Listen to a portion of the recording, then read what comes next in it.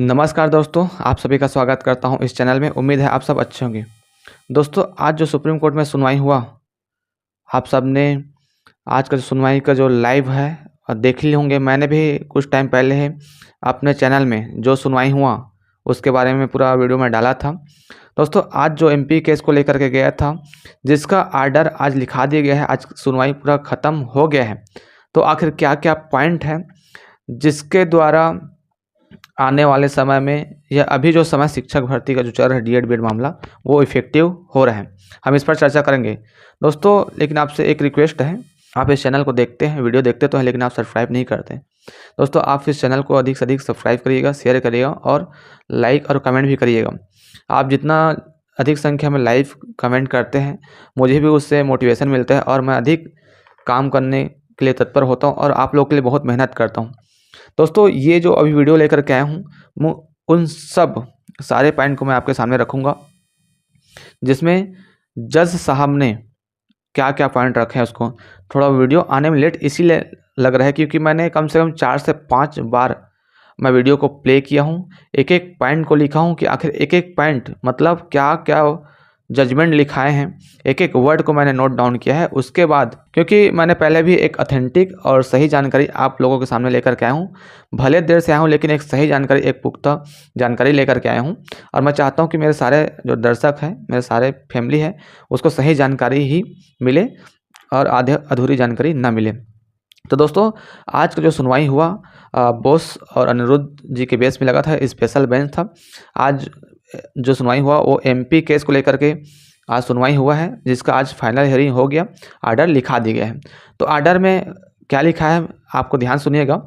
अनिरुद्ध बोस जी जो आर्डर लिखाते हैं उसमें कहते हैं कि that the judgment delivered by this bench on 11 August 2023 shall be prospective in operation, but only this candidate who were appointed without any qualification by any imposed by any court of law and was in regular employment were in regular employment without any disqualified and where their hold on notice of advertisement specified b.ed as qualification, their service shall not be disturbed because of this order। इसका मतलब आप समझ गए होंगे दोस्तों। उसमें क्या है कि जो 11 अगस्त 2023 का जो फैसला आया था, जो निर्णय लिया गया था, वो प्रभावी रहेगा। सवाल यह है कि लेकिन जो अपॉइंटमेंट ले चुके हैं उसका क्या, 11 अगस्त तक पहले अपॉइंटमेंट ले चुके हैं उसका क्या। तो उसका जवाब में कहा गया है कि 11 अगस्त 2023 से पहले जो भी अभ्यर्थी, जो उम्मीदवार जो नियुक्त हो चुके हैं, ऐसे उम्मीदवार जो बिना किसी अयोग्यता के नियमित रोजगार कर रहे हैं और जिसको किसी भी राज्य द्वारा किसी भी विज्ञापन में किसी भी कोर्ट के माध्यम से उसको रोका नहीं गया हो, कोर्ट के माध्यम से उस भर्ती को चैलेंज नहीं किया गया हो, वहाँ आप सेफ रहेंगे। वहाँ के अपॉइंटेड व्यक्ति को आज जो आर्डर लिखाया जा रहा है उस पर कुछ प्रभाव नहीं पड़ेगा। इसका मतलब आप समझ गए होंगे कि जो भी अभ्यर्थी बी.एड वाले हैं, जिस राज्य में भी हैं, उसको नहीं निकाला जाएगा। क्यों नहीं निकाला जाएगा? जब तक आपके भर्ती को कोई चैलेंज नहीं किया गया हो।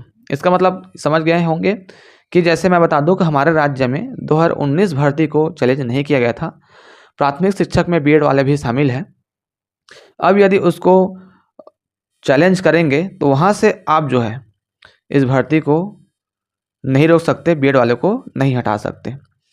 ठीक है दोस्तों। और साथ में कहा गया है, साथ में बी.एड के एडवोकेट द्वारा लगातार कहा जा रहा था कि नियुक्ति हो चुकी है, बी.एड को मत निकाले करके। तो उस वही टाइम धुलिया जी बोलते हैं कि B Ed was not a qualification and we are appointed then you go, that's it. इतना यदि आपका अपॉइंटमेंट हो चुका है लेकिन आप उसके बदौलत आप क्वालिफाई कर लिए बोलेंगे तो ऐसा नहीं है। बी.एड क्वालिफिकेशन नहीं है, आपको जाना होगा, ऐसा बोलते हैं। वहीं पर फिर उसके बाद जस्ट ही अनिरुद्ध बोस जी भी बोलते हैं कि your appointment is not a full, मतलब यह कहा जाता है कि your appointment is not in full, आपको जो अपॉइंटमेंट हुआ है पूर्ण रूप से कंप्लीट नहीं हुआ है। आपका अपॉइंटमेंट हुआ है वो सब्जेक्ट टू आउटकम रखा गया है, ये कहा जाता है। साथ में ये कहा जाता है जो प्रेजेंट एप्लीकेशन है वो stands, present application stands disposed of in the above term. साथ में कहा जाता है कि आपका जो एप्लीकेशन है वो उपरोक्त नियमों के आवेदन के तहत आपका निस्तारण कर दिया जाता है। धुलिया जी ने ये कहा गया है कि if when you are selected and subsequently you are appointed it was on one of the qualification that's all. इसका मतलब ये है कि यदि आप सिलेक्टेड हैं और उसके बाद आपको नियुक्ति दे दिया जाता है तो क्वालिफिकेशन है आपके पास और उससे ज़्यादा कुछ नहीं है, लेकिन आपका क्वालिफिकेशन तभी मान्य होगा, आपकी नियुक्ति तभी मान्य होगा जब उस नियुक्ति को कोई अव्यवस्था नहीं हो, जब उस नियुक्ति से किसी को कोई तकलीफ ना हो, तब आप सही हैं। कहने का मतलब यह है कि यदि आप अयोग्य हैं तो आप नियुक्त नहीं रह सकते। आप हमेशा तभी बने रह सकते हैं जब आपकी नियुक्ति पर कोई अवरोध विरोध किसी प्रकार के ऑब्जेक्शन ना हो। ये बात धुलिया जी कहते हैं सेकंड पॉइंट में, यही कहा जाता है कि save if there is no such thing of subject to this order. इसका मतलब यह है किसी प्रकार की अव्यवस्था ना हो, यही बात कहा जाता है। ये बोल करके लास्ट में फिर बोलता है कि this application and disposed of in the light of what we have. हमारे पास जो भी तथ्य हम उसके आलोक में इस आवेदन का निपटारा कर देते हैं। दोस्तों ये सारे चीज़ मैंने लगभग 5 से 6 बार मैंने वीडियो देखा है, एक एक पॉइंट को लिखा है, उसके बाद मैं आपके सामने वीडियो लेकर के आया हूँ।